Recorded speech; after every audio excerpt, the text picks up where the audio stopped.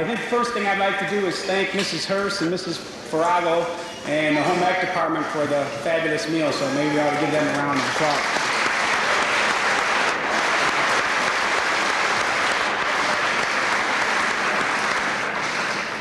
We're going to start our program this afternoon with the cheerleading advisor, Mrs. Smith.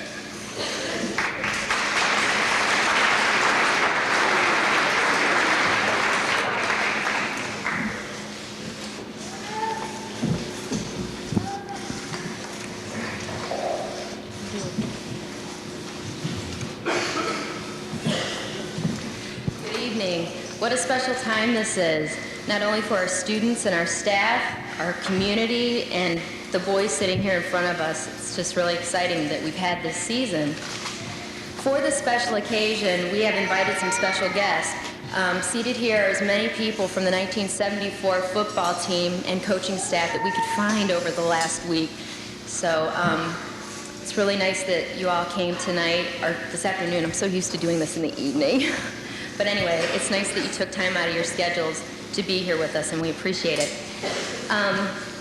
Before I recognize my girls, there are some individuals that I'd like to mention. The Balloon Affair, the Eagles, the VFW, the American Legion, Paulette Farago, Betty Hurst, and the FHA classes, Calvin Woods, and Diana Gott. Without the sponsorship of these businesses and the help from these individuals, this banquet would not have been possible. So I just want to tell you all thank you very much. The Wellington High School cheerleaders have made this year very memorable for me for many reasons. Two of the simplest are they've just been very good to work with, and we've just had a lot of fun. Starting back in the spring when we began our fundraising, everyone just gave 100%. We went to a new camp this summer that we weren't familiar with, and it ended up being pretty positive. We had two girls that were selected as all-star cheerleaders, Jennifer Boffman and Jessica Kirchmar. I am so nervous.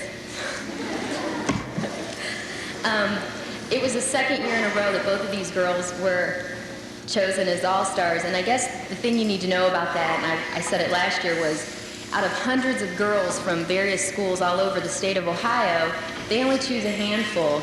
And so for Wellington, usually one of these smallest schools there, having two girls selected is a big deal to me. So everything these squads decided to do this year has just turned out very successful. When you have a group that sets goals and work hard together to achieve them, anything is possible. And I think we can see that by our football team as well. These girls are quality individuals. They set very high standards for themselves, and they are great cheerleaders. They have gone way above the call of duty in terms of what I expect them to do for their team and for their school. So thank you, girls. You guys are the best. One more important element to a strong program is your parental backing. I think over the past 4 years, I've been pretty lucky with the parents that I've had, this year especially. There's no way that I could do the things that I do with these kids if I didn't have their help. So thank you to your mom and dads. And while I'm thanking people, I would like to take this moment to thank my assistant this year, Angel Minnick. She cheered here for 3 years for me, and she was coaching my JV squad this year, and she's done a wonderful job, and I appreciate it, because if she wasn't here to help me, I couldn't be here with my two small kids. You've all heard that story a million times. So at this time, I'm going to award the varsity cheerleaders their awards. And Amy, you got here in the nick of time. Okay, Amy Brotherton, first year varsity award.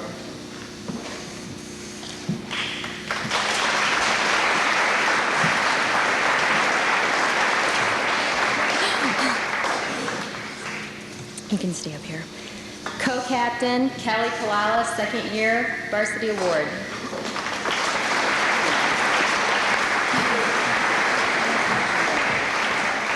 Katie Gundert, second year varsity award.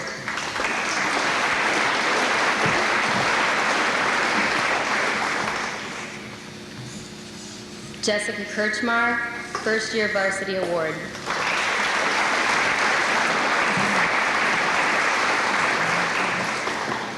Michelle Schoonover, first year varsity award.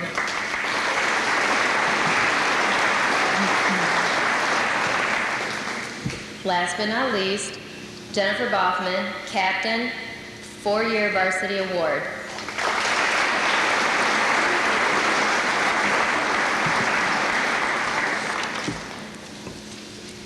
This group of girls, they are just truly the best.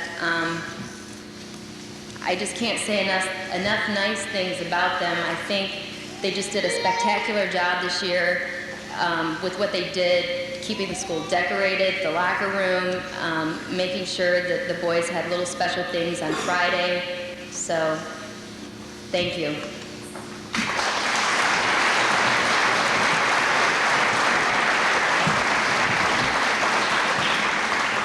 I'm going to introduce the JV cheerleaders. First, I'd like to thank the JV cheerleaders for a great season. We started out this season by going to camp, and we learned a lot. We ended up leaving the camp as most improved JV squad. Ever since camp, we've just continued to get better. The girls worked really hard, and I'm very proud of how far they've come along. We would like to thank the JV parents for all their support, also the Saturday morning football parents for cheering with us and all your support. I would like to thank Laura for giving me this chance to work with a great group of cheerleaders. Thanks. And also, thank you to JV cheerleaders. You made this a lot of fun. Hope it can continue. Now to introduce the 6 JV cheerleaders for the 1997 football season. First, I have junior Beth Bennett, which isn't here. This is her first year. Next, I have freshman Lisa Berry.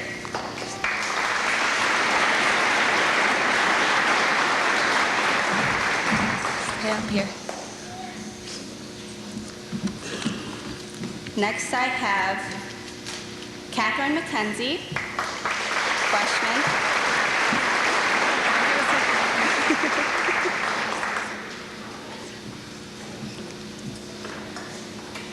Monique Minnick, junior.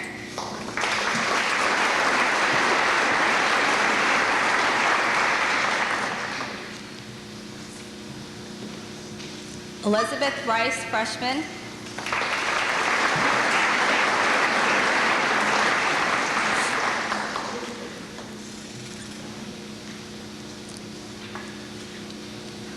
And Marissa Simonson, freshman.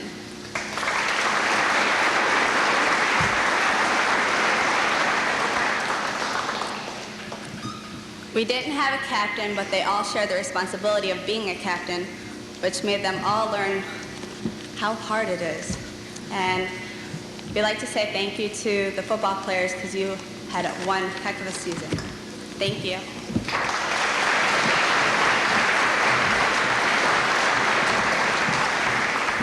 Jennifer Blockman, please come up here. At this time, Jennifer and Amy, my 2 seniors, are going to call the senior boys up, and they have some things that they want to present to you. All right, I would just like to start by saying thanks to all the players. We had a great time cheering for you this year. And throughout the season, we did some special things for you. We packed your lunches, gave you candy, made you signs, showed you how special you are. And right now, we'd like to give you your final awards for the season. So when I call your names, would you please come up? Oh, I don't remember this. All right, we'll start with Ryan Myers.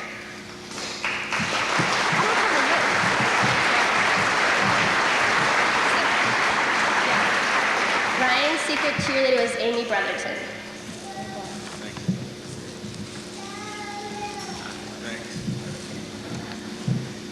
Okay, next we have Troy Mills.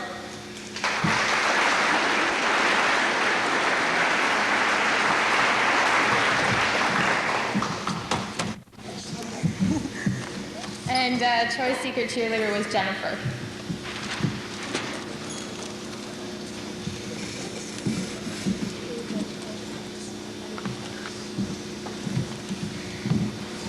Next we have Mac McKee.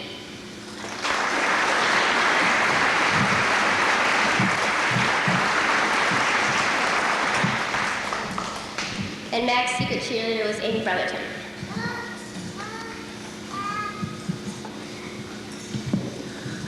Chad Brown is our next football player.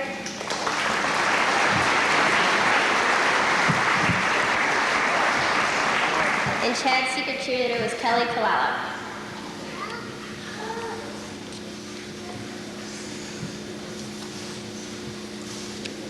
Would Chris Sword please come up?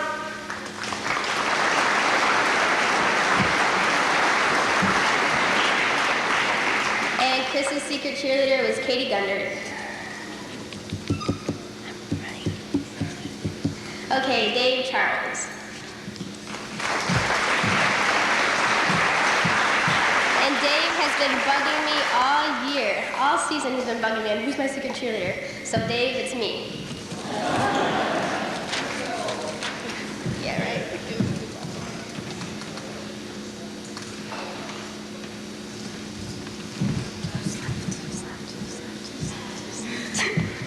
Okay, John Sword.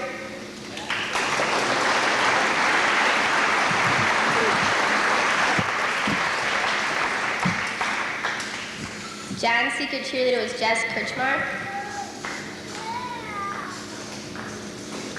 And last but not least, Luke Wright.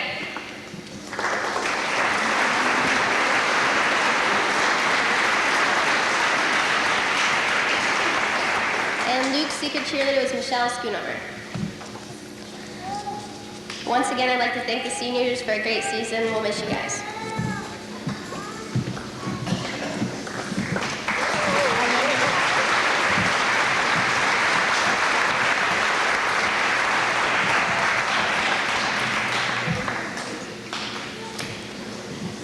And I'd like to thank the cheerleading advisor again, Mrs. Smith, and Angel, for all your work this year. I think the big reason we had a lot more pride, it seemed like, in our season was our cheerleaders. I've never been associated with a group of girls that did so much for their athletes. And I mean, they do scrapbooks for us as coaches. They do scrapbooks for all the players. They decorate our locker room. We had a big parade after our last game of the year against Keystone. We came back. I never seen anything like it. The town square was just packed with people, and the cheerleaders were all there cheering. And they had a dance for us afterwards at the colonel's quarters. And they just do a lot to make the football season really enjoyable. So we appreciate it. Thanks.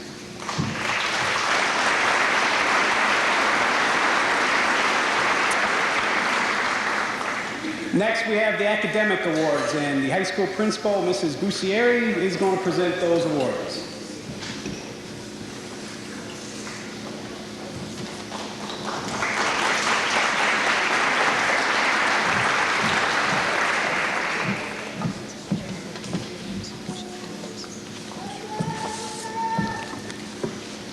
Before I begin to hand out the academic awards, I too would like to say a few things to both the team and the cheerleaders. Gentlemen, you have made this season just outstanding. It's been a wonderfully exciting and just memorable performance. I hope in years to come you will reflect upon this season and look back and just understand all the dynamics that took place to make it a 10-0 season. Your peers, your school, your family, and your community are extremely proud of you, so thank you. I would also like to congratulate the cheerleaders. You see a lot of what they do every Friday night out there in front of the crowd, cheering the group on, but you don't see all of the fine-tuning behind the scenes. These girls put in countless hours of practice after school. They continue to decorate our halls with wonderfully spirited signs. As the coach mentioned, they decorate the locker room, they decorate lockers, they make goodie bags up, and between they and the advisors, they have just done a wonderful job. So ladies, we thank you too. Now I would like to present the academic awards. I am very pleased and proud to present the Scholar Athlete Award to the following students who have achieved a 3.0 grade point average for the first or higher for the first 9 weeks. When I call your name, if you will please come up to accept your award. Jennifer Boffman,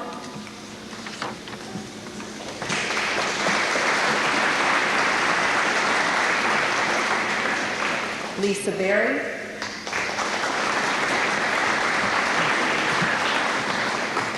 Amy Brotherton,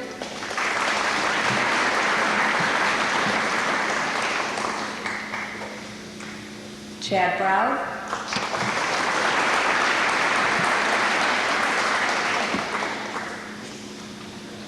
Kelly Kalala,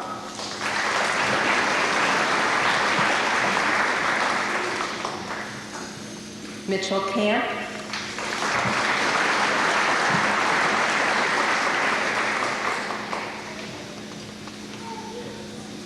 David Charles.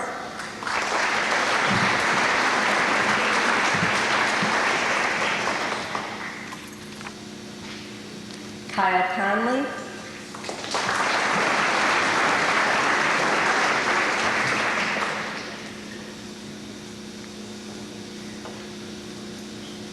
Aaron Davison.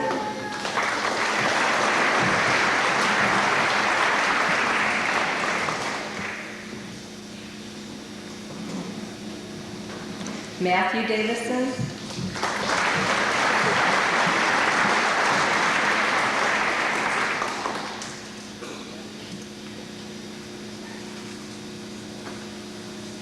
Gary Edwards.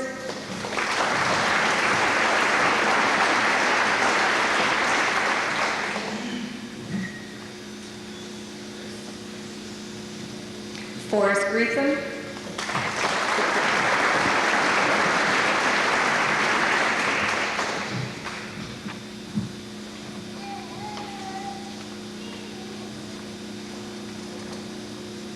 Catherine Gundert.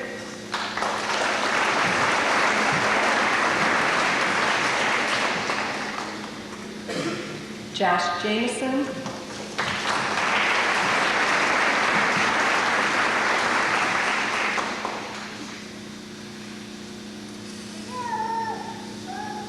Jessica Kirchmar.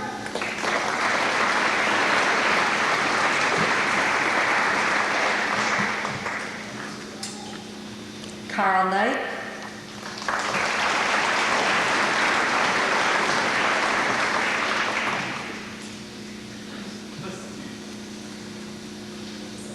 Troy Mills.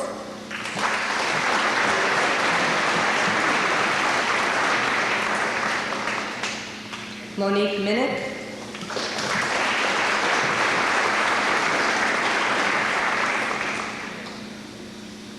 Dustin Ross.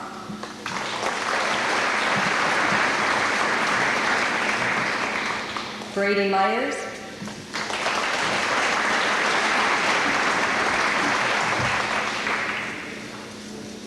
Ryan Myers.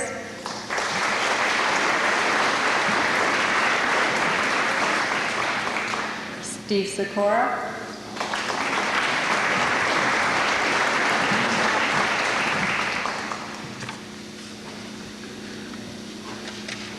Trevor Stiles.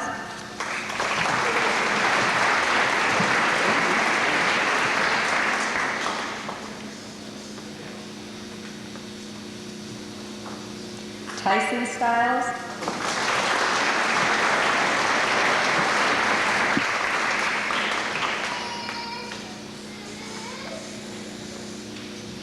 John Sword.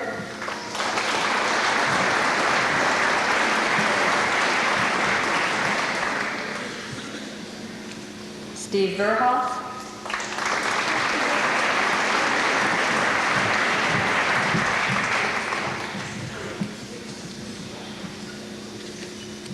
Luke Wright.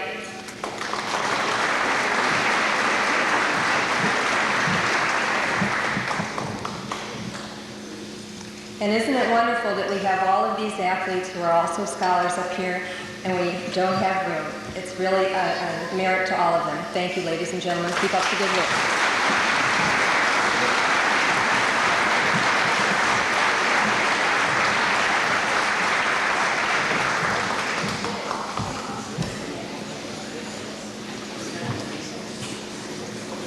As a coach, it really is nice to see all the fine students that we do have here in our student body, and it does make the job of coaching that much easier.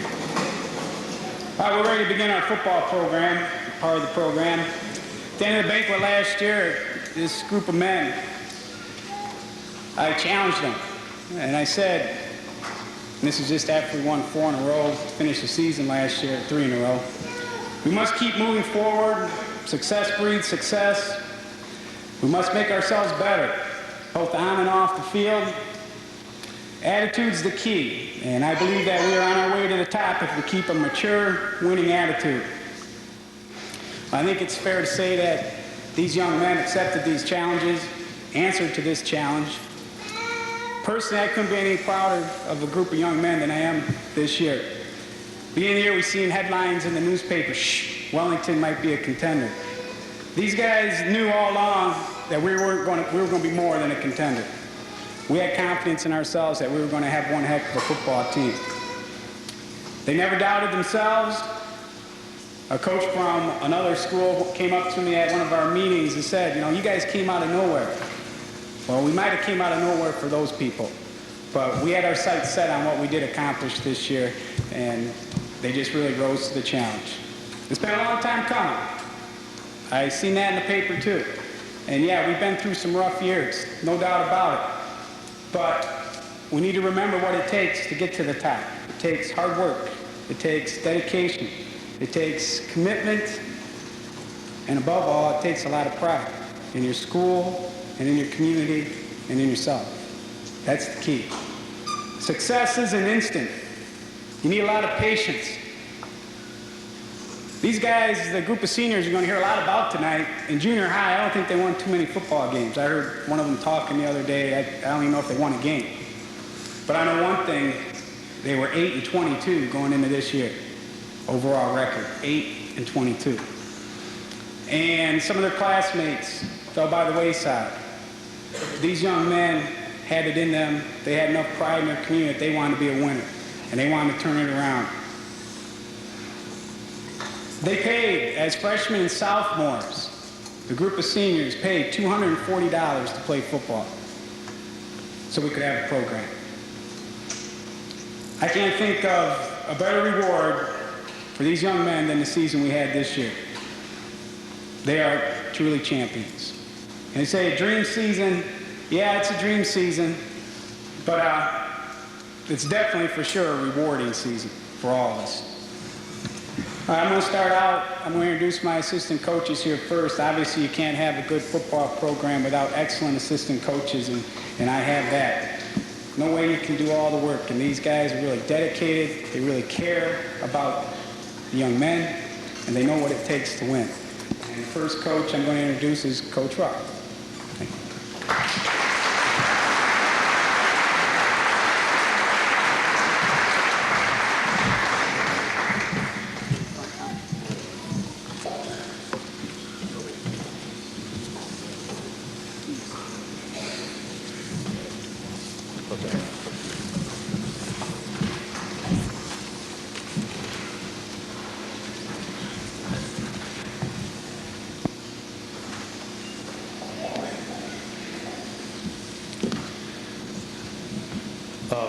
First of all, a couple words about the JVs. We started out this year with freshmen, and we didn't know if we were playing freshmen or if we were playing JVs. And Saturday morning is supposed to be a learning experience. And the first Saturday when we played Buckeye, it was a learning experience. As we sent the freshmen out to take on their juniors, we learned a lot. The JVs finished with a 2-7 record, which you say, well, that's not very good. The seniors this year had that same experience when they're JVs.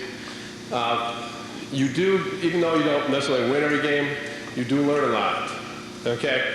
And if you come to practice and watch, you see these underclassmen grow up, and they improved so much. We did tackling practice late in the season, probably about the 8th or 9th week, to get ready for a game. We went back and did some tackling practice.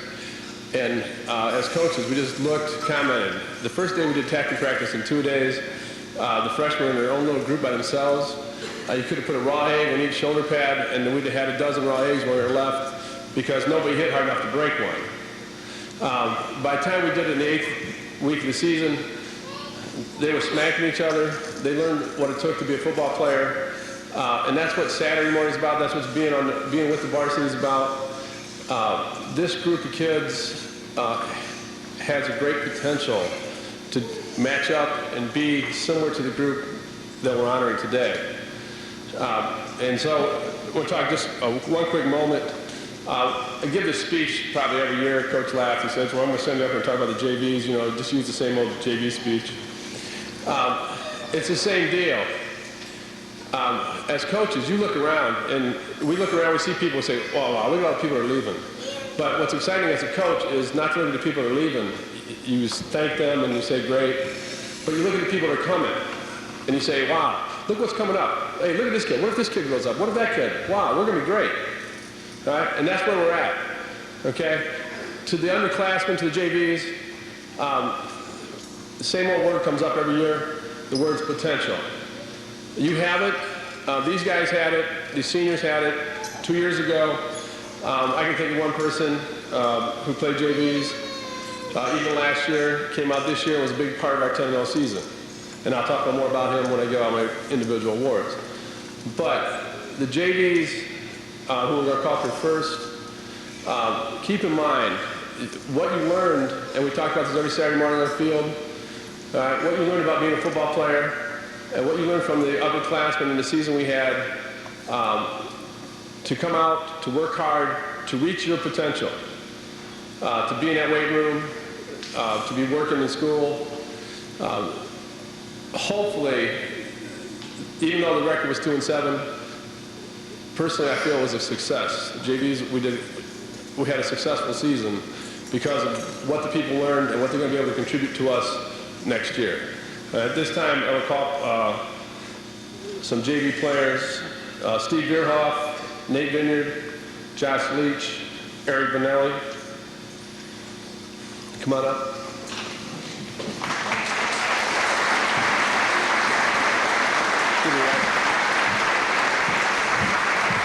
Stand up.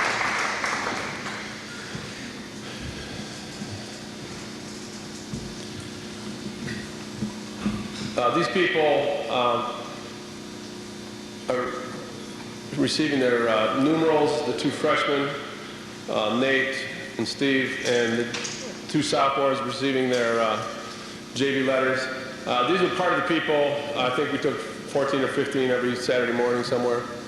And these were part of the people that we're looking for good things to come in the future.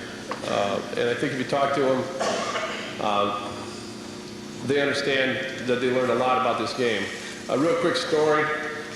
Steve was a fullback, and we were running a play where the fullback fakes, but he's supposed to block. And I told him during the week, I said, Steve, if you run a good fake, you won't have to worry about blocking. The guy will tackle you. Saturday morning, Steve goes running the line, gets the fake, and some linebacker on a blitz sends Steve rolling back to our backfield. The kid hit him so hard he knocked him over backwards. Steve gets up and looks over the side and goes, Coach, it's working.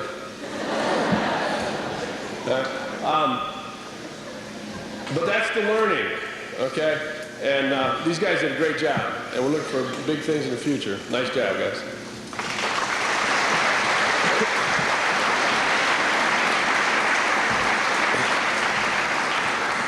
Aaron Davison, come on up.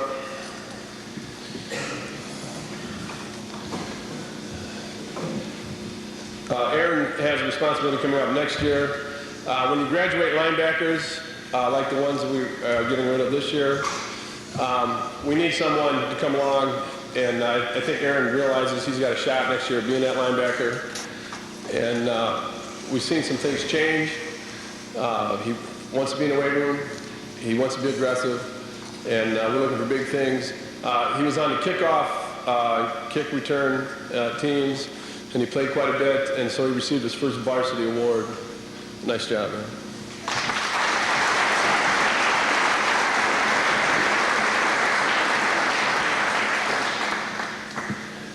Chad Brown.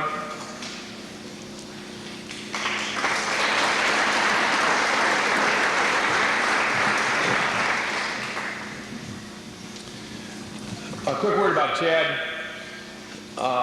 For all you guys who play JVs, Chad received his certificate last year. It was his third year on JVs. No varsity, very little varsity action. Okay? But I think if you ask him, he could have easily said, in my senior year, I'm not coming out. He could have given us a bunch of garbage and not played. Chad came out, and was probably the most important player on the team. And why do I say that? Because if we want to start a play, you got to snap the ball. He was the center. He was responsible for starting every single play. Chad did a great job at center. Managed to get all-league recognition. Right? Came a long way from being a JV just last year. This is part of the idea of growing, achieving your potential. Chad, nice job. Yeah.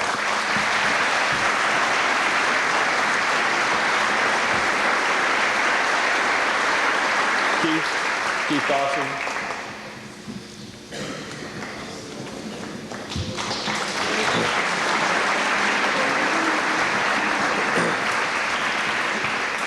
Quick comment about Keith. You see how big Keith is. Keith's job, when the play goes away, we have something called cross-face TD. If nobody goes across your face, then you go downfield and get a TD block. And after about the second or third game, one of the officials came up and said, hey, why don't you let this kid run the ball? And I said, what do you mean, let the kid run the ball? I said, it's the first time I ever saw a tackle catching a running back, trying to get a block. He came from clear across the backside of the play and gets upfield to lead the way because of his quickness. Nice job. And he's coming back.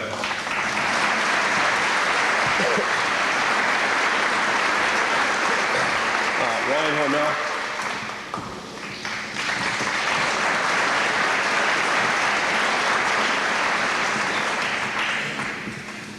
When you look up at the scores, you see that there weren't many points given up.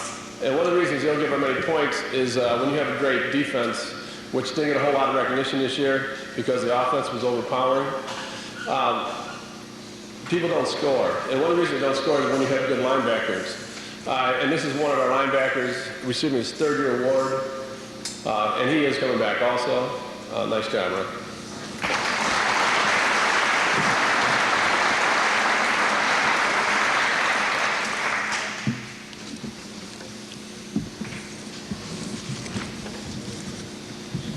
Thank you, Coach Roth.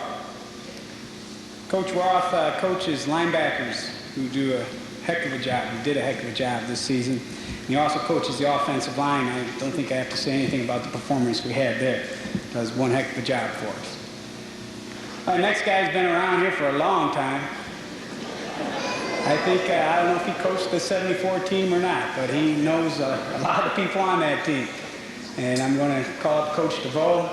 Coach DeVoe is the defensive coordinator. He works with the split ends, spends a lot of time studying film and developing tendencies so we can put the stop to the opposing offense. Super job.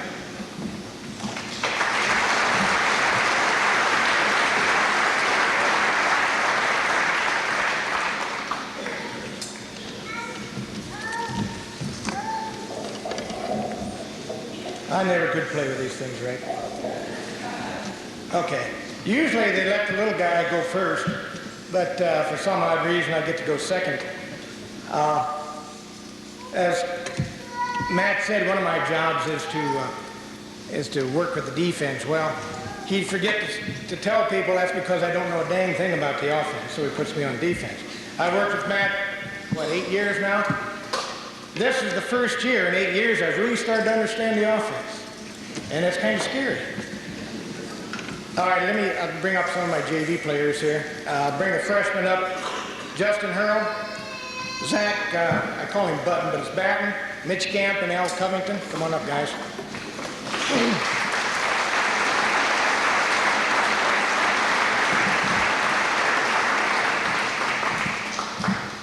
These are all freshmen, and as Coach Roth echoed before, we got these people coming back. Justin Hurl had some medical problems here to start the first part of the year, and I don't think he played one down for us. We're looking forward to him coming back. Al, a little taller on the left here. Yeah, that one. He's coming back. He was our center for us. Zach, I don't know, what'd you do, Zach? Okay. See, he's tackle. I don't know much about those people. And Mitch on the end, I think Mitch worked with me somewhere down through there, but I think he hit a lot. I'm not sure where he was either. These are 4 freshmen. They'll be back next year. Thanks, guys. A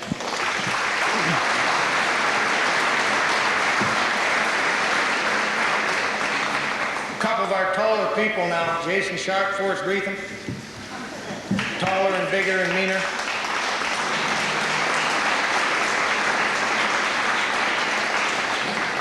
Jason Sharp and Forrest both were wide receivers. I do have a job on offense as coaching the wide receivers, all three of them. And so we get specialized training. The other one is, I'll talk about him a little bit.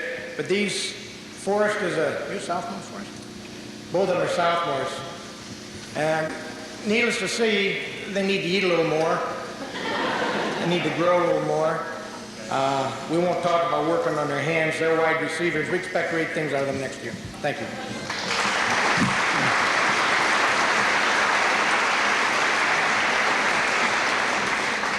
Now, as a coach, you always got one person that no matter what he does, it's never right. And I've got that person I'm going to bring up here next. Mike, come on up here.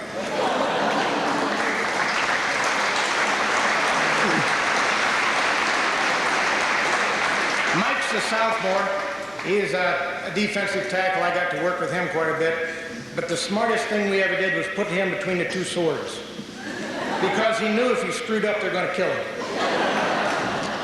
And needless to say, he got killed a lot.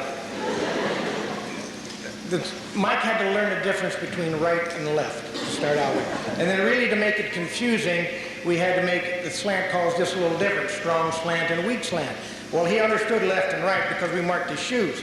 But when it comes to strong and weak, he forgot to listen to the linebackers a lot. So he was either going to run into John Sword, who gave him that look that could kill him. And if he went the wrong way, Chris was waiting on the other side, and he knocked him back the other way. So between the two of them, they got him straight most of the season. He did a nice job. Thanks, man.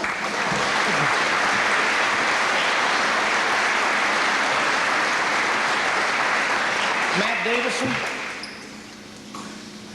Junior Matt Davison, he was also one of my tackles.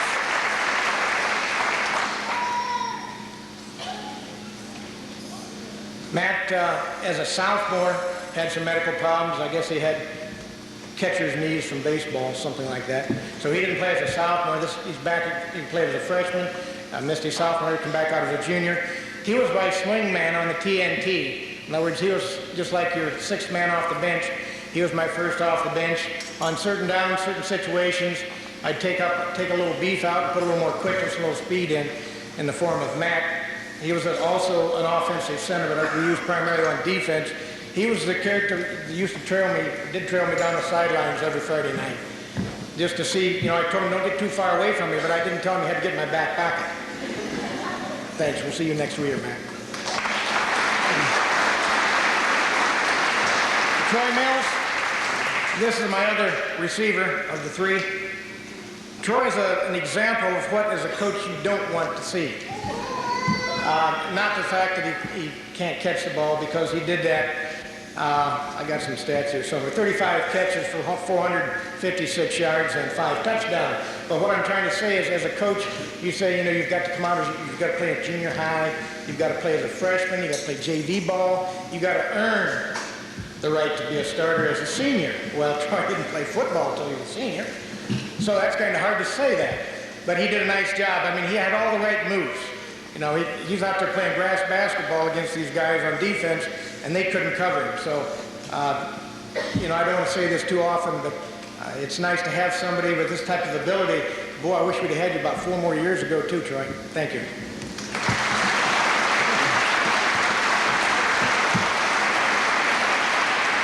Now the last guy, and probably the littlest, come on up, John.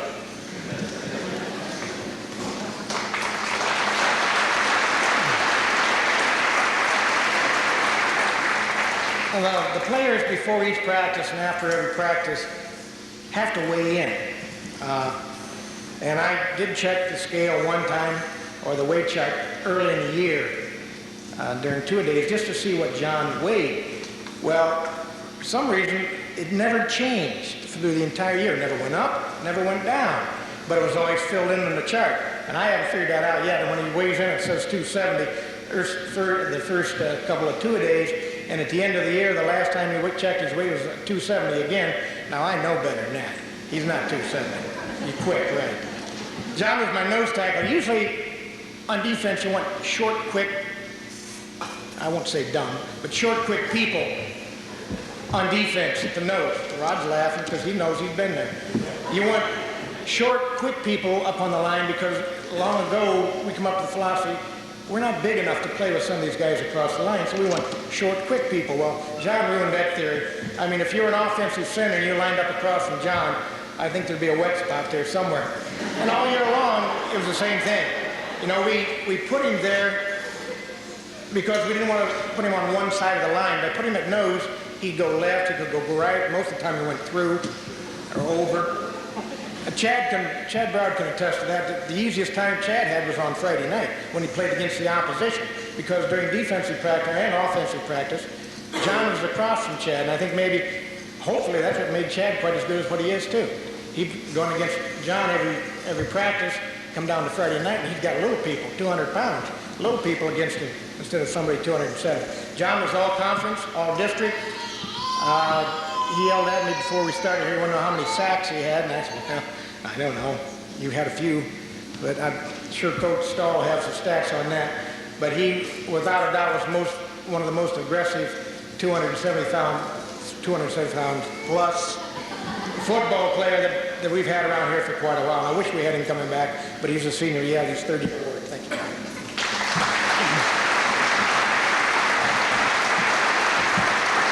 And one final comment before I leave here, before I leave the podium. Football team, I wanted to introduce my wife to you. This is the young lady I keep talking about every Friday night, you know. She's sitting over here. I do have a wife. This is the first banquet my wife's been able to attend in 5 years because her job, her business, takes her out of state, so I do have one. Thank you.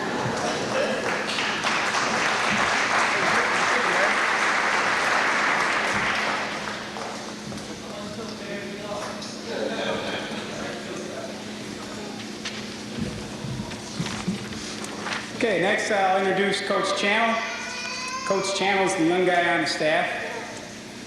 Coach does a great job with me in the weight room. He helps develop some of these athletes and pushes them to the limit. We always make it a challenge and try to get them to be as strong as him.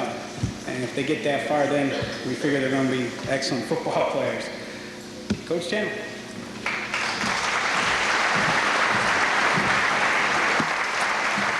Thank you, Coach Stahl. I'd like to call up the freshmen, Josh Jamison, Chris Moeller, Kyle Conley, and Trevor Stiles.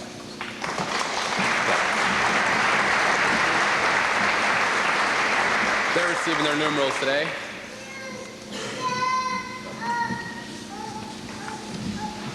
Okay, a few quick words about these four young men. These guys played a JV schedule.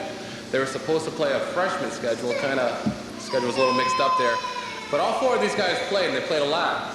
If you look, we'll go left to right here. Kyle Conley on my left. If you look at his feet, he's got real big feet.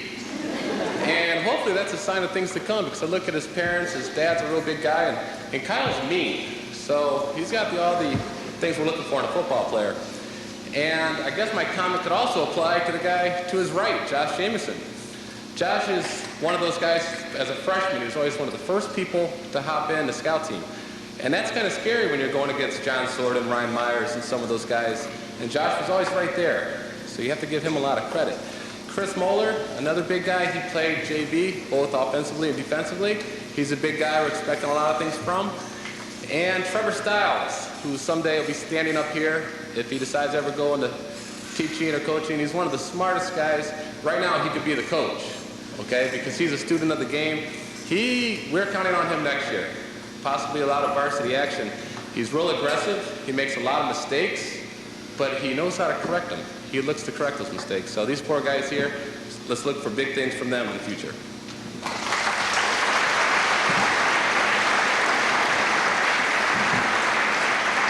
Next, I'd like to call up Ken White and Nick Accordi.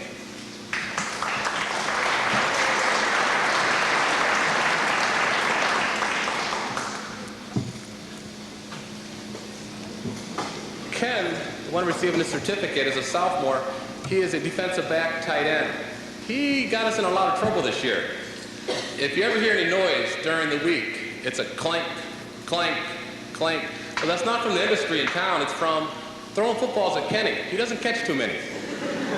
And in a game, it's late in the game, and we're up. I forget which game it was, 60-66, one of those games. Well, it's 4th down, and what do you want to do? Do you want to run a play? And it was like 4th and 20. Well, we can't run it, so let's throw it to Kenny. He's not going to catch it. Kenny's running 40 yards downfield. He reaches out. Beautiful catch. Kenny runs in the end zone. Their coach is screaming. We're running up the score. It was kind of embarrassing, but it's one of those rare instances. It's kind of nice. Nick McCourty, he's a junior. He, again, is one of those unsung heroes. He always jumps in as a scout team.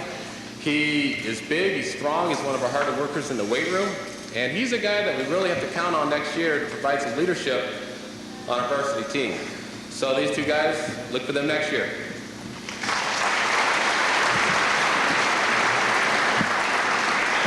The next young gentleman I'd like to call up here is Brady Myers.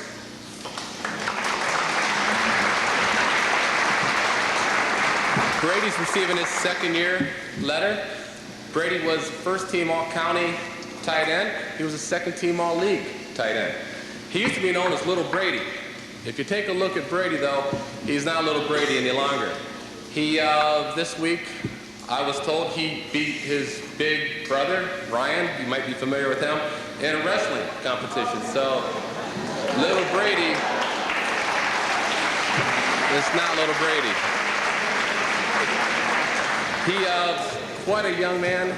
He, this week, real important, we're here for football, but he was inducted into the National Honor Society this week. Brady is a real intelligent individual. He's our utility man this year. Never complained. Just a great, great young man, and he will be our leader next year. He will be our leader. He's already said he wants to play fullback. I don't know about that, but we'll see. All right, Brady Myers.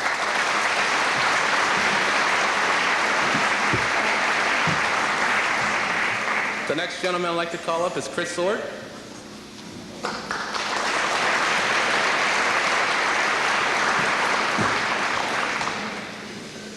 Chris Sword receiving his 3-year letter. Chris was an offensive guard, defensive end.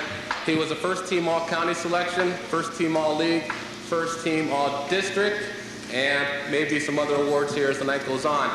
Chris is one of those unique athletes. If you look at him, he's a big guy who combines speed with size. It'll be hard to forget Chris outrunning everybody in that 60-yard interception return from his defensive end spot. We saw running backs trailing by 10. When the play started, when the play was over, they were trailing by 15, 20 yards. Chris is a real, real nice young man. Get him on the football field, though, he'll tear your head off. Okay? I have an interesting, something I'd like to say about Chris, though. He, beyond the fact of being a great football player, always looking to learn, always wanting to be better, before a game, he'd put us in a panic. The question I'd always ask him, Chris, how you feeling? Oh, my stomach hurts. Next one, Chris, how you feeling?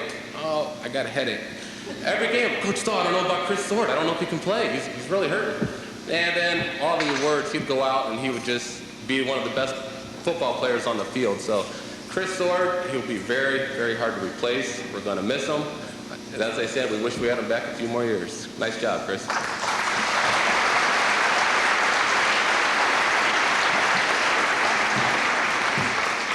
And the last person I'd like to call up is Luke Wright.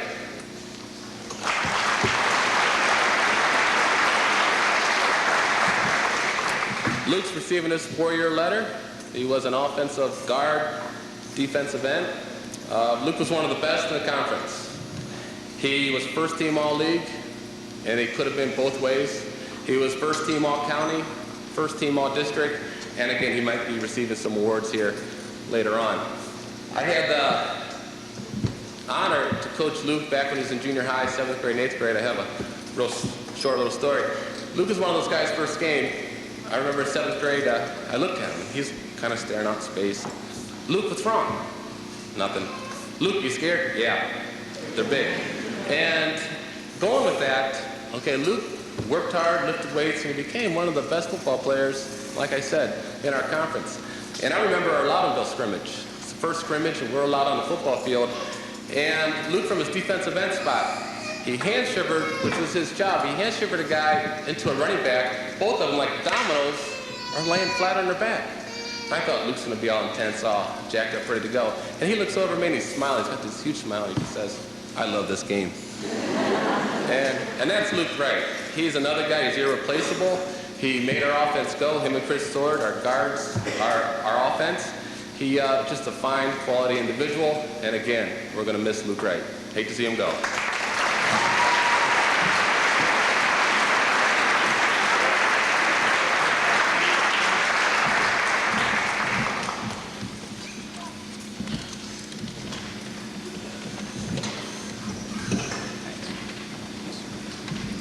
Everybody always asks me how old Coach Channel is, and they find it quite amusing, the fact that I did coach when he played in high school at Black River back in 1985. And some of the 1974 players probably remember one of our assistant coaches too, Mark Kepler.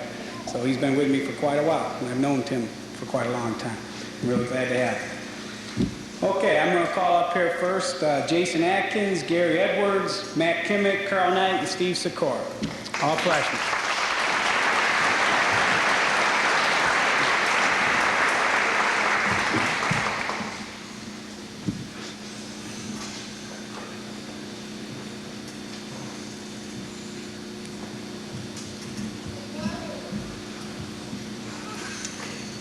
Okay, Jason, you're standing over here in the white sweater and the stripes.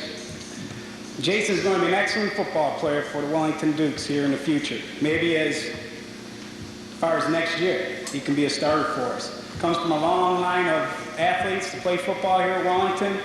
A lot of people that have pride in Wellington come from his family. We're really expecting a lot of big things from him, and he's also an excellent student. Gary Edwards, I think everybody probably heard a little more about Gary this year because he's our place kicker. He's standing here right in the middle. Gary became automatic at the end of the year. We were kind of reluctant to put him in there at the beginning of the year. We knew he had a good leg, but being a freshman, we didn't want to really put all the freshmen out on the field. Gary would stay after practice every night to make himself a better kicker.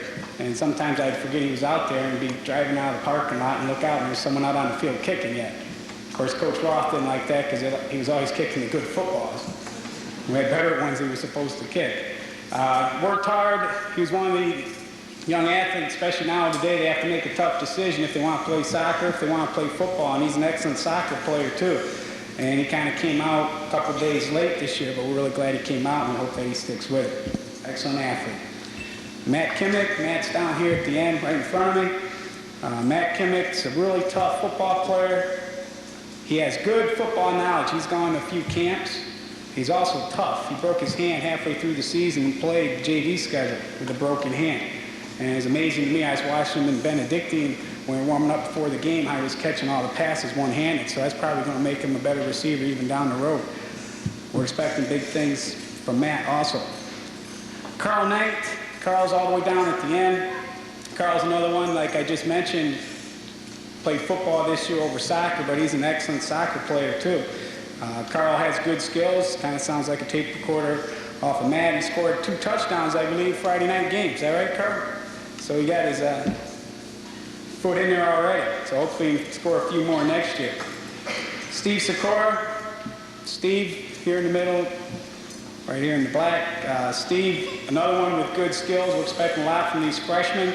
He's one of those that has a knack for the football. It seems like when we put him in a game, we did that in a Vermilion scrimmage. And before we knew it, he had an interception. I believe he had 2 or 3 of them this year. So he knows how to get to the football. And yeah, we're looking forward to having these guys out there on the football field next year. Thanks, guys.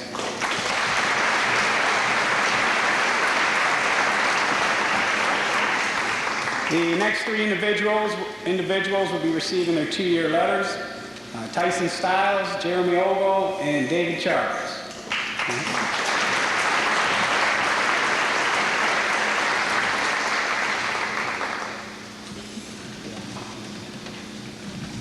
Coach will get you in a second, guys. Why don't you just go ahead and line up right there. Tyson, the big guy here in the middle. Tyson's a 2-year letterman. You know, people look at Tyson, they say, man, he's a football player. And yeah, you better believe it. Tyson's very intelligent. He's a very valuable player to the team because we can show him something once or twice and he knows it. We can throw him in at any position and he knows what's going on. We were real thin in our football team a lot of two-way players. He had to fill in at running back, he had to fill in at quarterback, he had to fill in at split end. He played some corner on defense, he played some safety on defense. Just a real valuable player who filled his role. Tyson's going to get bigger for next year, and Tyson's going to be starting on the field. He was in and out of there quite a bit this year, but he's going to have to be a starter next year, and we know Tyson's going to do an excellent job. Jeremy Ogle, here in the white sweater, Jeremy's just a sophomore. And for a sophomore, he doesn't hit like a sophomore.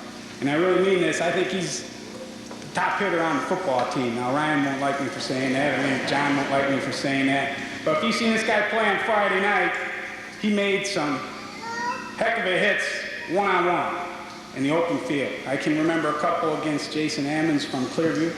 Coach Giddens can probably remember maybe a couple of those. I can remember one against the tailback from Benedictine in the playoff game. And when he comes up to hit, he hits. And it's great that he's going to be back for 2 years. Again, he plays basically everywhere. Played quarterback, played running back, played corner, played safety.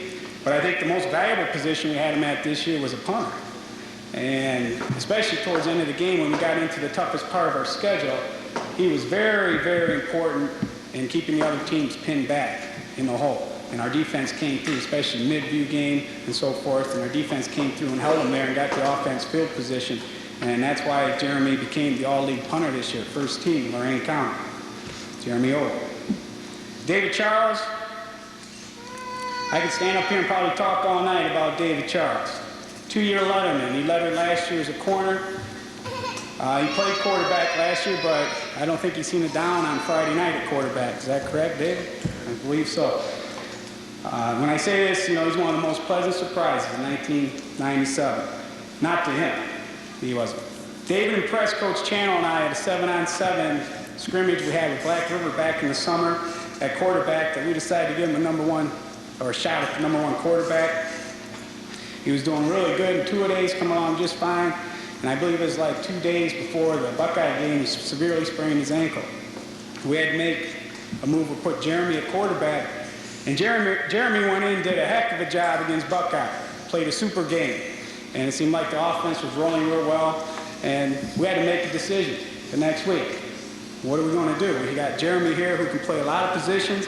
We got David, who's been real impressive at quarterback. And we decided since we can use Jeremy at split end, running back, we put David there. And you know what? We said if David can do the job, we're going to have one heck of a team. And it wasn't if David could do the job. He did the job. Very key player, especially towards the end of the year, running the bootleg passes. I think we probably threw for more yards than I've ever thrown in one single season this year because of David Charles.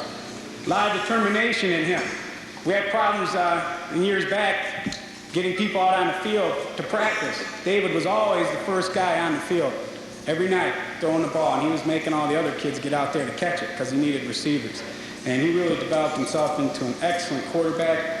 He was selected first team all-league, selected first team all-county, and I think it's a good lesson for all the younger players. He never doubted himself. He always had confidence that he could do the job, and he did a great job for us this year. David Charles.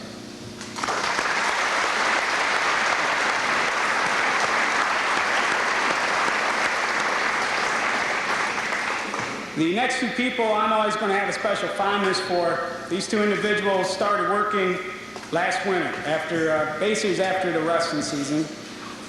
They worked out in a freezing cold weight room. They would go out and shovel snow off the track so that they could run sprints, so that they could run in speed shoes, so that they could tie a rope around a tire and run with that around the waist. They wanted to make themselves better. When they lifted, they pushed themselves to the limit. They didn't skip things. They did everything they were supposed to do and more. And for their efforts, you know, everything this season just really pays off. Mac McKee and Ryan Myers, please come up.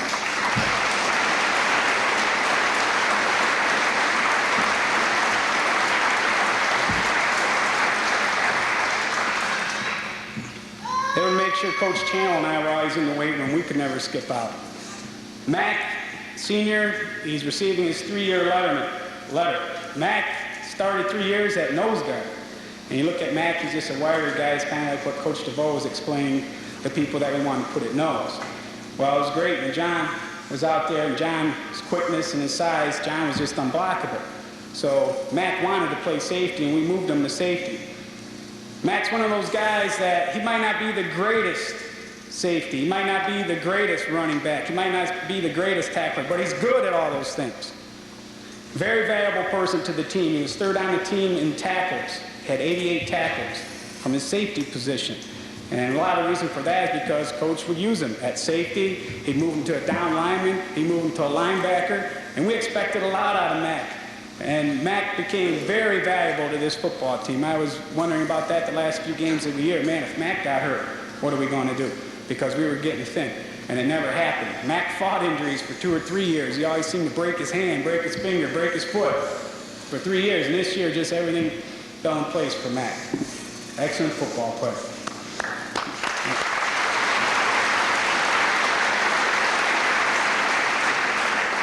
Ryan Myers.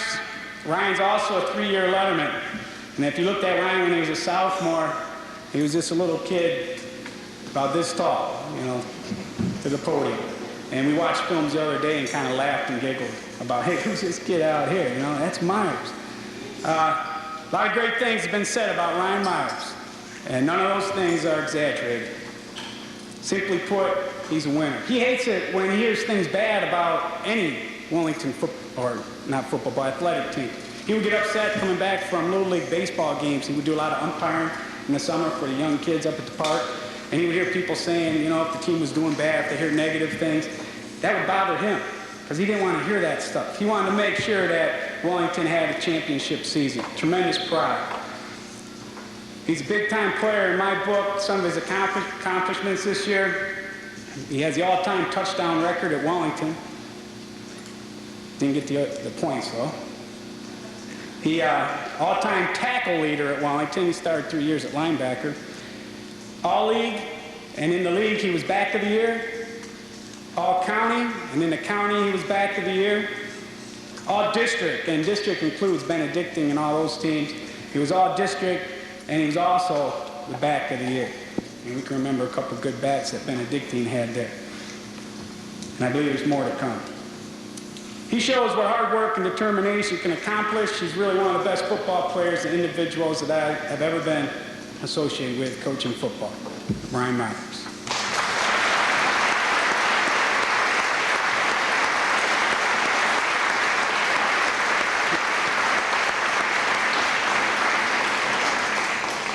Okay, some people I'd like to recognize, and I'll call them up here first. I have a certificate for them, so I hope they're in attendance. Our managers and trainers: Amanda Opperman, Susan Keppers, Leslie Varney, Jimmy Marius, David Haswell. I know David's not here, but he was a tremendous help for me.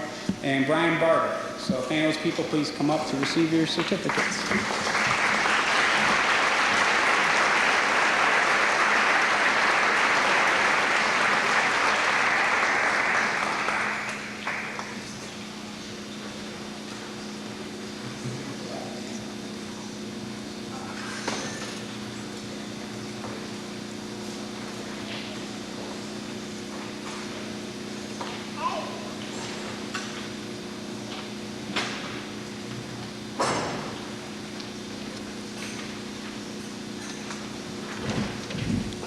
Another person that I want to make sure I mention right now in the program is our trainer. I don't believe he's here, but if Jamie Shoeball's here, would you please stand up? Okay. I really think we have the best trainer, and the kids will bow for me there. Our trainer really cares about the athletes, but he knows how far he can push them. He knows when he can tell me they can't play. He knows when they can play. And he's real honest about it. He takes care of them. Matter of fact, I know John, Chris, a lot of the guys go lift with him too, up in the rain. And he's just a great help for us, Jamie Shoeball. Okay, I'm gonna call up the all-league players here first because I have some plaques to give to them. So these individuals made all-league this season. Lorraine County Conference champions, David Charles, Chris Sword, Mac McKee, Ryan Myers. Can you please hold your applause and we'll clap for when they get up here. Troy Mills, Keith Dawson, Chad Brow, John Sword, Luke Wright, and Jeremy Ogle.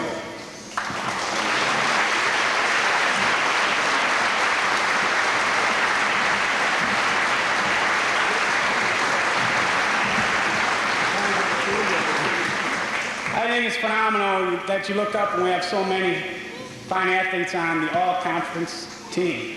I mean, a lot of these people, like I already said tonight, as freshmen, they took their lumps. And this year is just enjoyable, and you had a smile on your face every Friday night to see them out there dishing them out. And they deserve all the recognition that they receive. Good job, guys. Now, hold on a second, because I want them to stay up here. Go ahead and give them a hand here.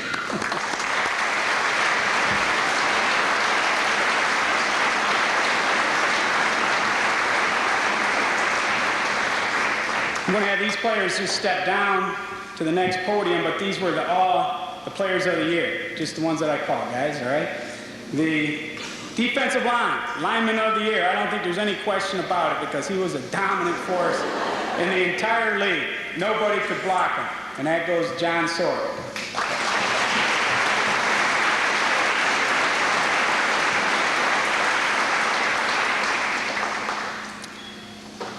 The offensive lineman of the year goes to Chris Sorrell in the league.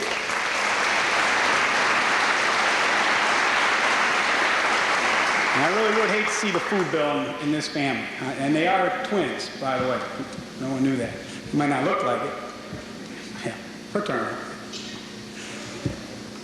The back of the year, I think I already alluded to, and the back of the year in the league was Ryan Myers.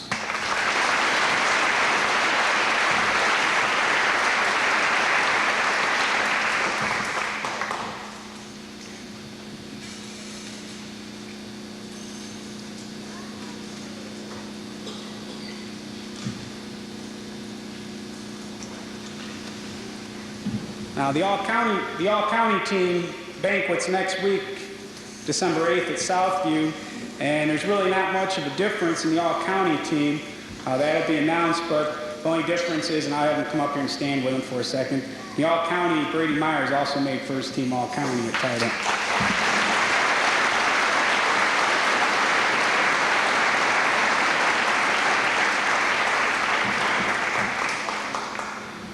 And in the county, Ryan Myers was the offensive back of the year. Chris Sword, again, the offensive lineman of the year.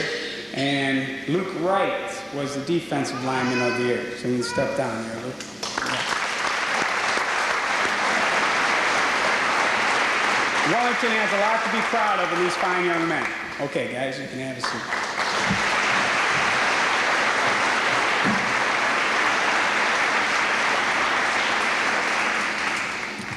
The next award hasn't been presented to a Wellington player since 1974, to Mr. Tim Burns.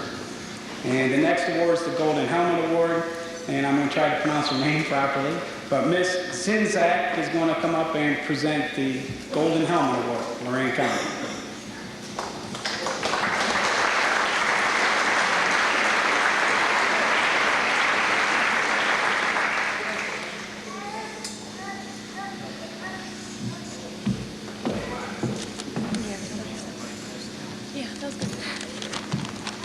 Good afternoon. I'm here on behalf of the Elyria Coca-Cola to present a special award to an outstanding individual.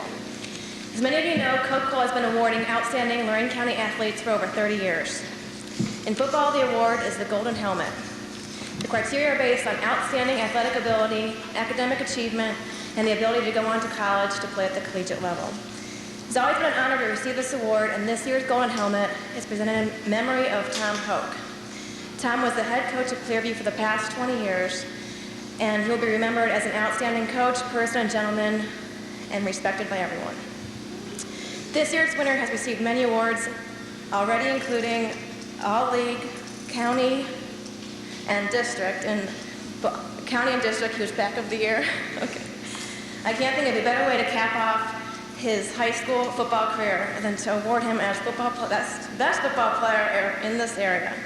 Please join Coca-Cola in congratulating Ryan Myers as Coca-Cola's football Golden Helmet Award of the Year.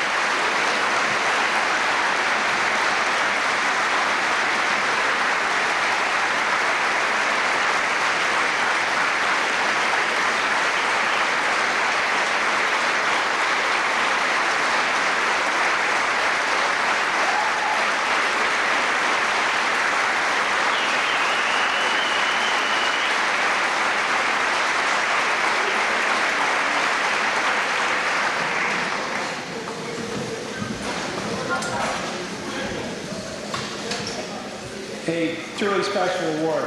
And of course, Coach Hope can never be replaced. Coach Gibbons is here tonight from Clearview to present another award, but we just wish that we could be half as good as Coach Tom Hope. Next, he's here to present the Lombardi Awards. And I've kind of kept these kind of secret too, so no one knows who's received those yet. Coach Rob Gibbons from Clearview.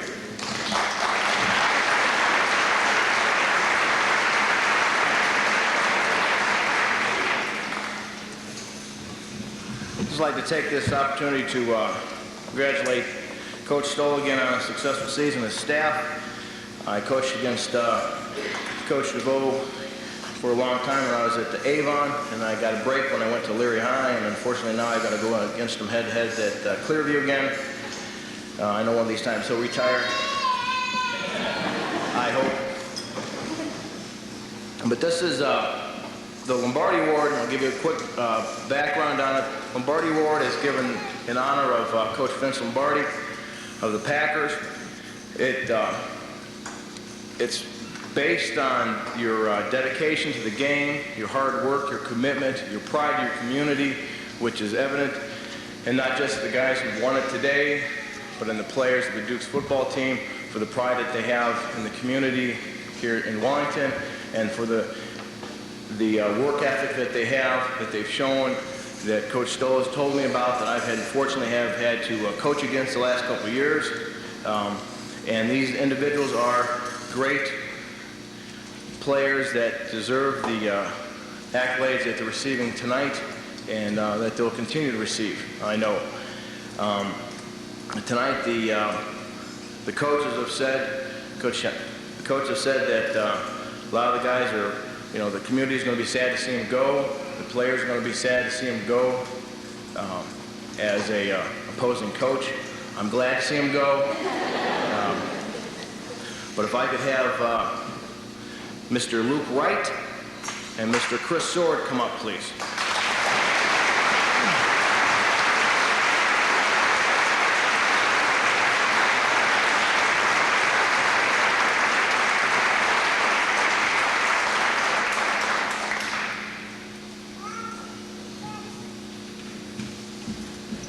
So I want to say a quick story real quick on that Coach told me on Luke this morning.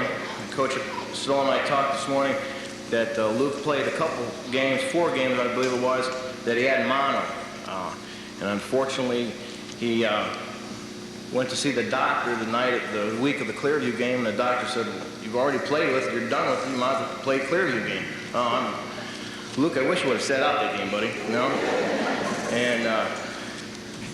And Mr. Sword, you hear about the work ethic, and you hear all the different training techniques and everything, but when Coach Stoll told me that I've been coaching high school football linemen for 20 years here in the county, and I've had the privilege to coach 5 Lombardi winners, but I've never had them run around a track with a tire tied to their back.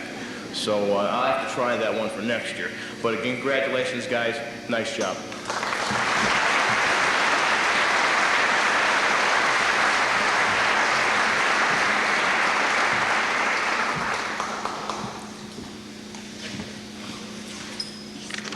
Okay, I believe I'm at the point now where I'd like to introduce the 1974 football team, or if they could all please stand up, and I'm going to call up a spokesman, I believe, or a couple spokesmen. It's really glad to have them. We're really glad to have them in attendance. They were the last undefeated football team here from Wellington, and several of them have made it today, including coaches. Coach Jim Dobney, I see back there. You mind standing up, Jim?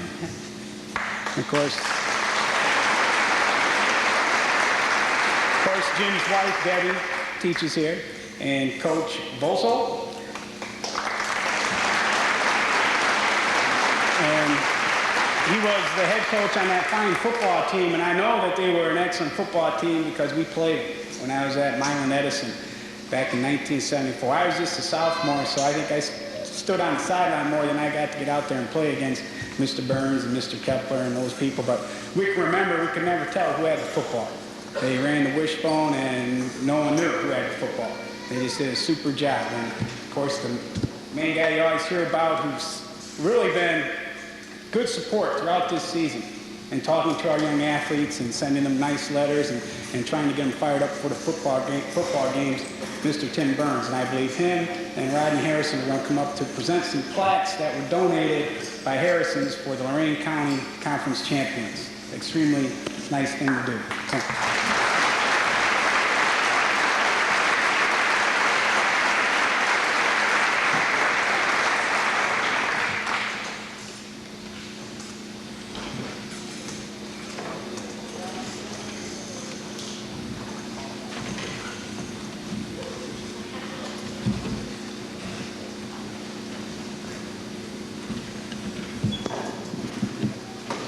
Okay, I think I'll just call everybody up here and we'll just pass them out as we go. Nick Accordi, Jason Atkins, Mike Garnett, Zach Batten,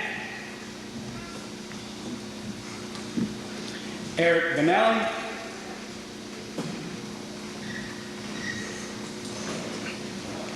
it's like getting your diploma, see? Chad Brown,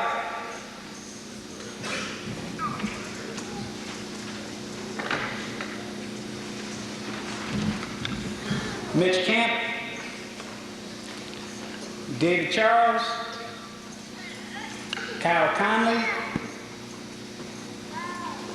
Alan Covington.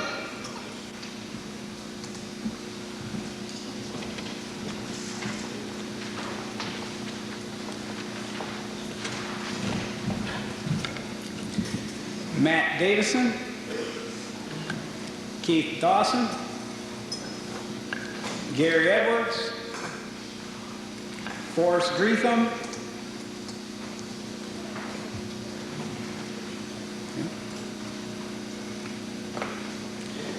Justin Hurl, Ryan Hormel, and Josh Jamison.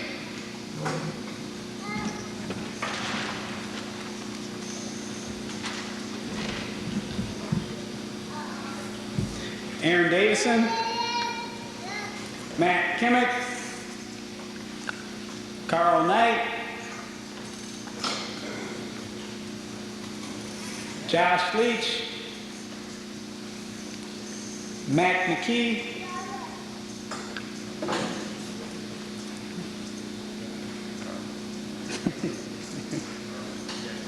yeah, I'll slow down. Chris Moll.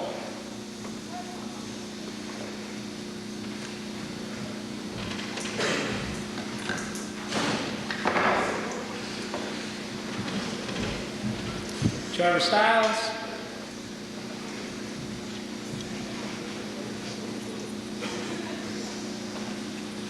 Yeah, he's probably got someone else. We'll give it to him. Brady Myers. I'll give him this. Ryan Myers. Jeremy Ogle. Dustin Ross. Troy Mills. Jason Sharp, Steve Sikora.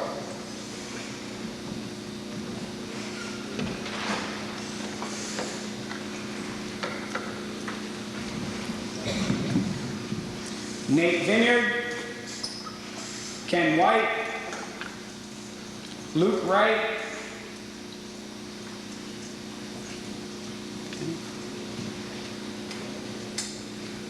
Tyson Stiles,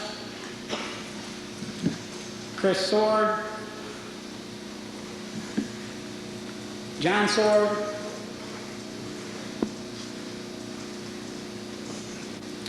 and Steve Verhoeven.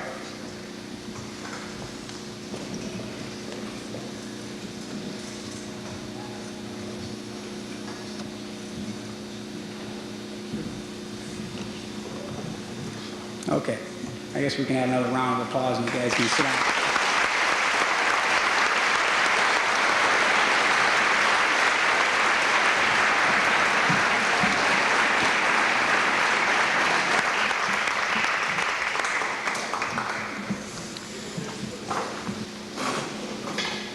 Well, it's been a while. since we were standing in here ourselves, it seems like yesterday. First of all, I'd like to thank Wellington High School for allowing our team to be part of this day. Certainly, I'd like to thank all my teammates and coaches who made the trip here today. Certainly an outstanding time to see them again. I just want to make one thing clear, though, to this year's players. If you go back and you take a look at the table back there, we did have face masks when we played, guys. Okay? We didn't have leather helmets. We had face masks back then. I do want to say a couple of things concerning getting more involved with the community here. I've read some articles recently since I've been back in town, a lot of them coming from the Chronicle Telegram. And coming from Wellington and being gone for 20 years or so, it's very a unique situation coming back into town with things going so well for the football team and seeing the windows whitewashed uptown brought back a lot of great memories. But some of the writers over at the Chronicle Telegram really summed it up right, talking about the not only the football team but the community.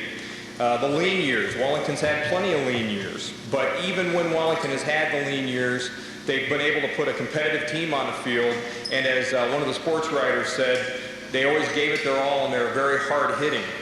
As far as the community goes, it's very good to see the newspaper get down to talking about the spirit of the village of Wellington and the sense of community. I'm sure a lot of you saw the article concerning the Benedictine game and how Eli Stadium hadn't been filled to capacity in numerous years, and certainly it wasn't the fans from Elyria that did it then. It was the Wellington crowd and the caravan, as they called it, coming over to see the game.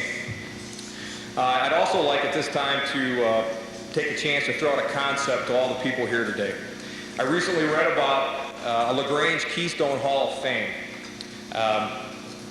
I think that's something that we may want to consider here because we do have a very strong tradition in this town, and it's all based on our past. Everything that we do today is based on the successes we had in the past. I was happy to see Coach Camp put a newspaper article in the paper searching for the track and field records. These are important things. These are important things for our upcoming athletes to understand and know who's done what goals they can commit to in their training procedures, and we need to make these goals available to students. Also, most of us had local heroes as we grew up. I'm sure many of you remember Jim Anderson throwing several no-hitters as a baseball player here at Wellington, and probably there are not many people who can forget Dwight Rucker scoring 50 points or more in back-to-back nights at the old high school gymnasium. And you know, these are names that we should always remember and cherish. Let's make a concerted effort to highlight our outstanding sons and daughters' performances and also our great teams. Let our future stars feel our history, and as a community, we have a lot to be proud of in that respect. So we should never forget about Mark Kepler's multiple state championships or ever forget the fantastic feats of Jason Hartman. We should never forget those things. Let's promise ourselves that these legacies will last. All of us, Wellington High School, the Village of Wellington, and certainly my teammates over here, we're all here today to add another story to that rich heritage. We're here to honor one of the greatest football teams ever to take the field at Wellington High School, the 1997 Wellington High School Dukes.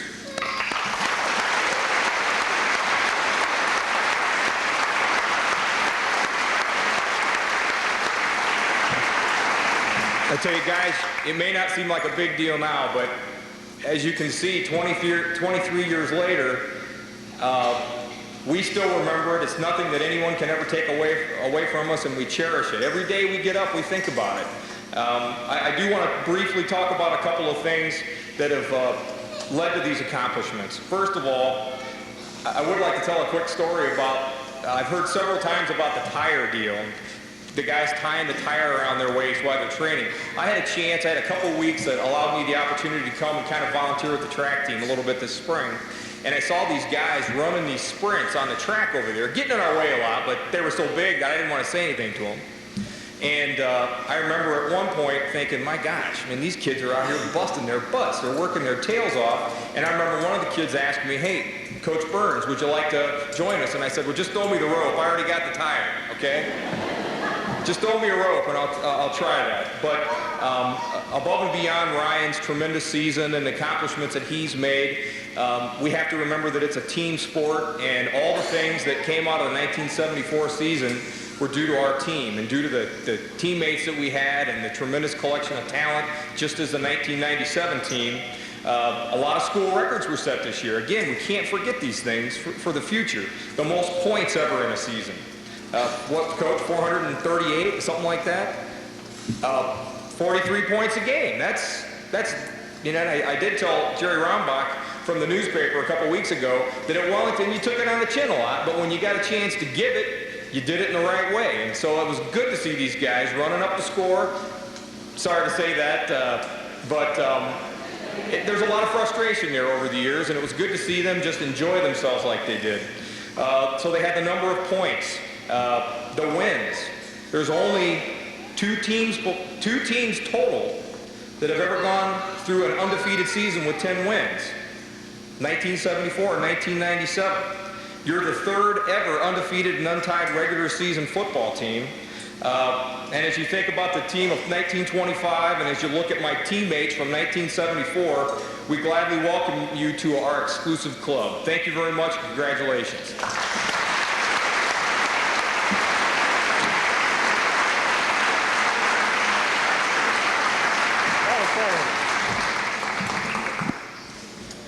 Something no one's done yet here, and I think we owe this year's team a standing ovation. Let's give it to them.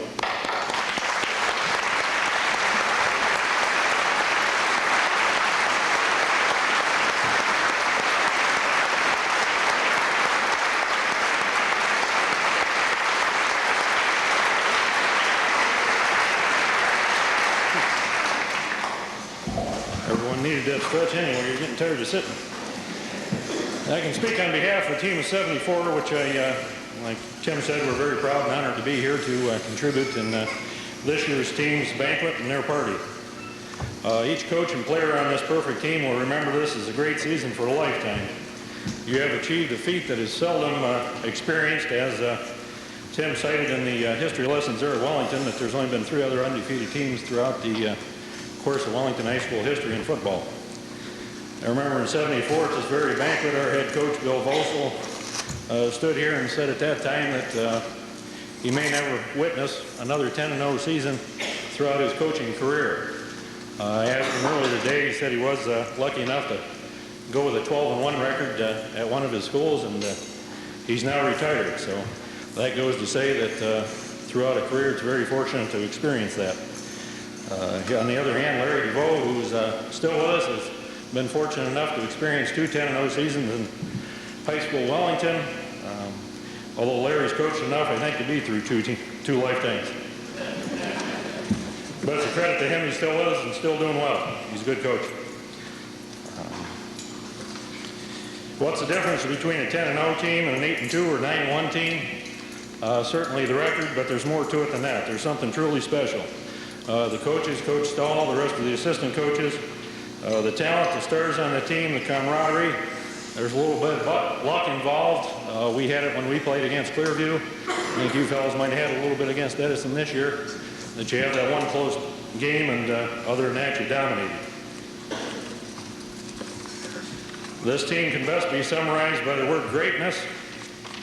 In a dictionary, greatness is described as extraordinary powers, having unusual merit, and very admirable. I think that describes this 10-0 team very well. And I give the coaching staff a lot of credit. I told Coach Stahl I didn't realize that you had this young nucleus on this team.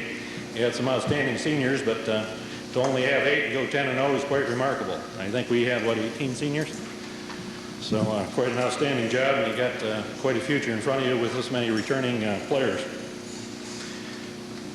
You didn't just win games, you dominated your opposition. You had other teams trembling prior to the kickoff. I think they knew they didn't stand a chance. When you go out and dominate people 50 and 60 to nothing, that's quite remarkable. You experienced the fulfillment that you have achieved by a 10-0 season. You accomplished something that is seldom done. You'll remember it the rest of your lives. Some of you will go on to play college ball. As you're standing in line waiting for that equipment to be passed out the first day of college, you'll be swapping stories with other athletes there suiting up for the first time, and you'll be able to take pride that you went 10-0 and you're from Wellington. Others of you, as you come back and watch football games in the future, you'll stand on the sidelines and you'll be able to see other players there from other teams and watch the team as they go through where they win or lose, but you can take a lot of pride because you have self-satisfaction that you were 10-0. Your time counted. You got one time to go through high school ball and you made it count. You got no regrets and no explanations, no wouldas, couldas, or shouldas from a perfect season. Yes, you were truly champions. Each one of you made your coaches, your parents, community, your peers very proud to be associated with you. Savor this moment, use it for a springboard for the rest of your athletic careers and the rest of your life. Thank you very much, and it's a pleasure to be here. Thank you.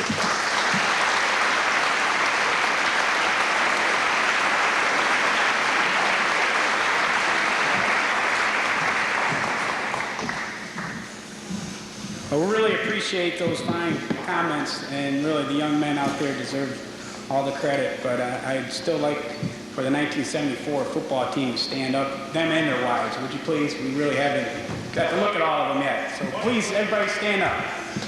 Go ahead.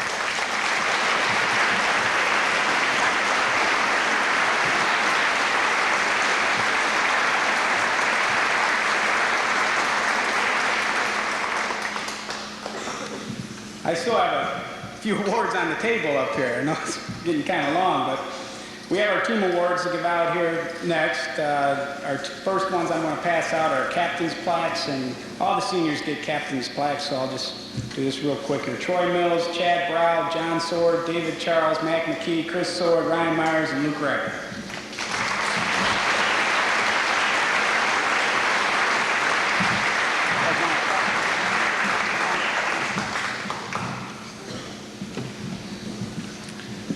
And really, this group's one that I'm really going to miss. These are all fine quality individuals. We went and took a group picture for the All-League team last week, and I never felt more proud of a group of young men than I did that day standing with all the other players from the other teams and other coaches and things like that.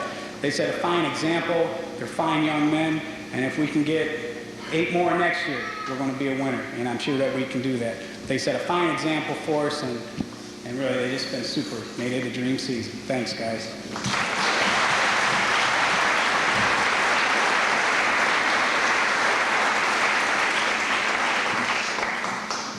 Okay, I have what we call our Marley Award, and our Marley Award goes to a lineman who doesn't get any credit. You don't really see his name in the paper that often.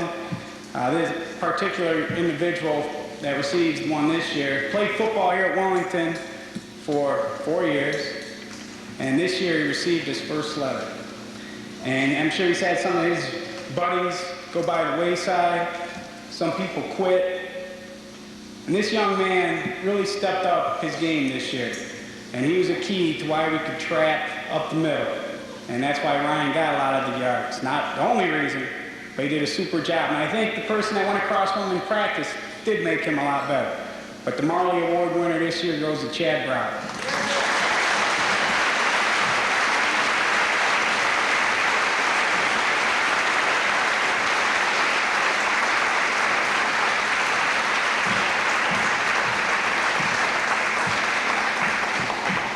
Our Spark Plug Award goes to the person that we look at and say, boy, if he went down, where would be in the most trouble? But also the person that's a leader. This guy, wherever he went, the other players around him picked their game up. This young man, had mono for the first 4 games of the year, and you've heard that story already. And the Clearview game, we were wondering, man, is he going to be able to play? And we didn't get word till that morning that he was going to be able to play, and you should have seen the smiles on his teammates' faces. Our Spark Plug Award winner, 4-year letterman, Luke Wright.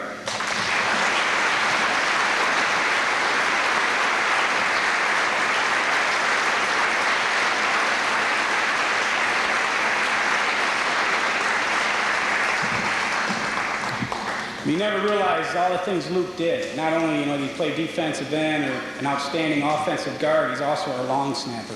And he did all those chores and did a great job. I think we had the best long snapper in the league the past 2 years. The Duke of the Year, this award is voted on by his teammates, so you can see how he rests in the eyes of his teammates also, as well as coaches and as well as the community. The Duke of the Year is Ryan Myers.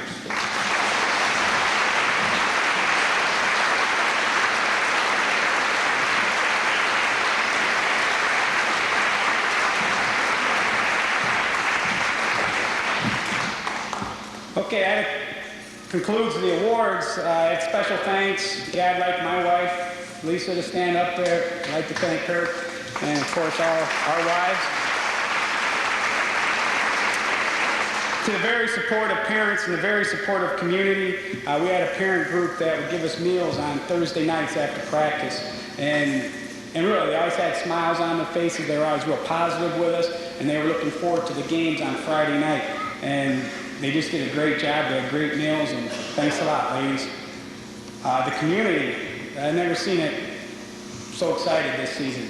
And really, we were just touched when we came home from Keystone, and the fire engines and the ambulance and the people were all uptown at the square cheering and hollering. We want to see that all the time. We want to see that all the time. We want to keep moving in a positive direction. Of course, the football team in 1974, thanks a lot. Thanks, Mr. Harrison, for the plaques. That's all completely donated to every one of our players, and they're really nice plaques. Clint Wheeler. I don't know if Clint's here or not. Clint can stand up if he is. But we have one of the best filmers in the whole league. Clint videotapes all our games, and it's the games we have to exchange with other teams. And I think we're at a disadvantage a lot of times because we seem to always give good films away and give out more information than the films that we get. He does a super job. A lot of the local businesses, besides Harrison, Subway, donates our Player of the Year, or Player of the Week, awards every week, and they get a free sub. So we appreciate that. Colonel's Quarters for the big party that they had for us. Sam Clark, Jerry Camp for keeping stats. And Sam, of course, setting up for the games and everything. Junior high coaches, Doug Stevens and Mr. Schoonover. You want to stand up there? Schoon? Okay. Schooney says he's retiring, but I think I can talk him back into it since I got my new jacket. Anyway, yeah. The administration, the Board of Education for all their support. I believe Superintendent Mr. Backus is here, so Mr. Backus, would you please stand? Thank you.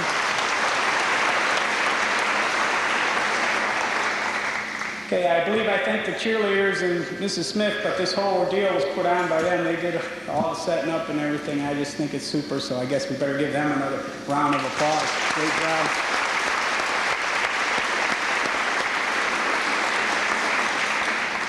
Booster Club, especially, maybe you've noticed, but we do have a weight room down at the field house now. One problem, we need heat in it yet, so we can get going here all winter long. But it really created a lot more room, made things a lot better in our locker room for us, and I know our young athletes are going to utilize it so we can keep getting back to the championship game. Dan Dickinson, the voice of the Dukes, Channel 12 and the Enterprise for all their great coverage.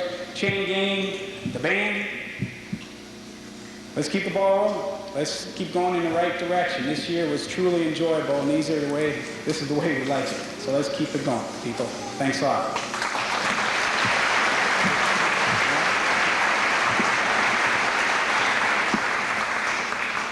One quick word. In all the all-county selections and all-conference selections and all-district selections, one person was left out. Coach Stahl was also the Coach of the Year, all-county, all-conference, and all-district. That's the coach.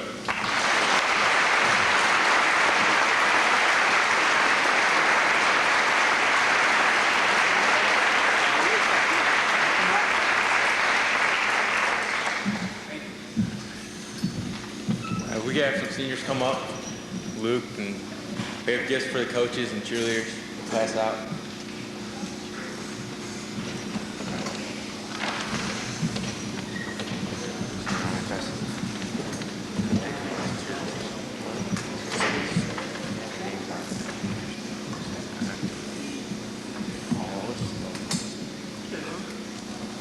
All right, we'll call the cheerleaders up one by one. So we have Angel Minute come up.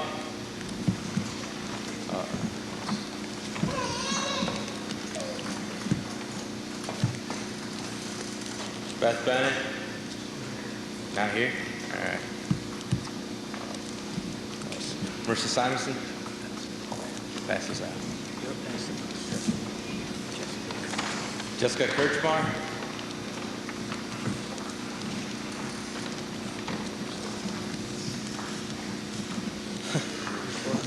Mrs. Smith?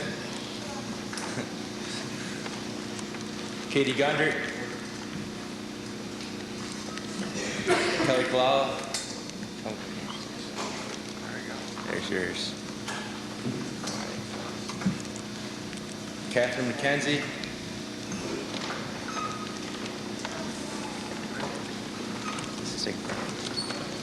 Amy Brotherton? Just pass it back. Elizabeth Rice?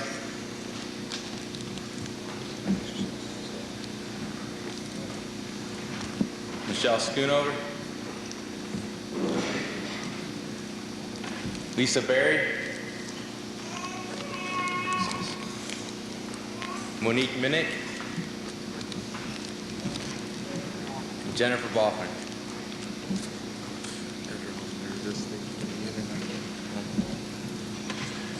I didn't forget you. We'd like to thank all the cheerleaders for all they've done for us throughout the season. Every Friday we'd always get gifts and we never know who it was, and we'd like to thank them for cheering for us and raising the school spirit and making us feel great for going 10-0, and for every win we used to just feels great. Thanks a lot.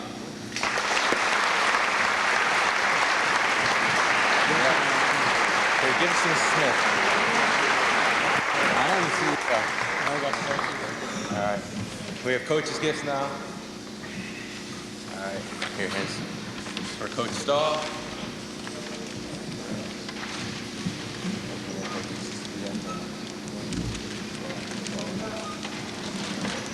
They have the names on it. Pass them out. Take this down. This is for Jamie. Where should we give this for Jamie? Okay, Coach Ross.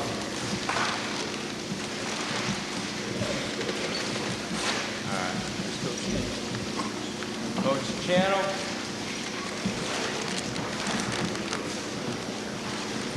Help you out with all the golf games.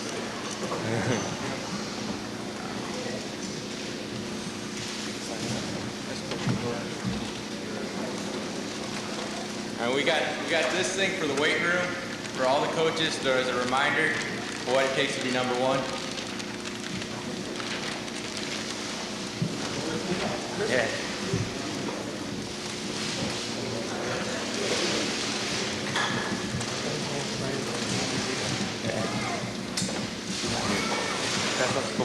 We'll also have a football for every coach as a reminder of a great season we had. Everybody autographed it.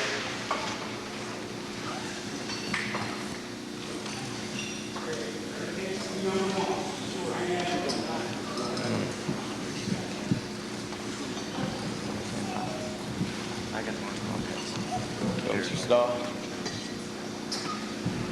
Yeah, we took them.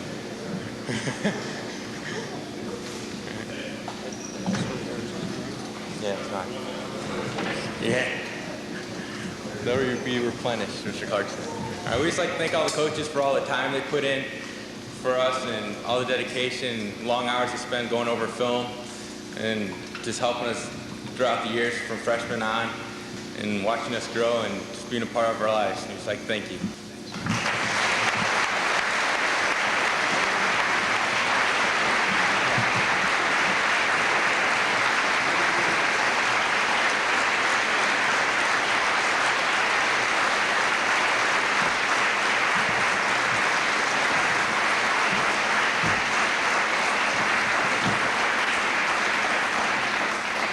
Not only, yeah, it was the best season we ever had, but really, I believe it's truly the best gifts we ever had.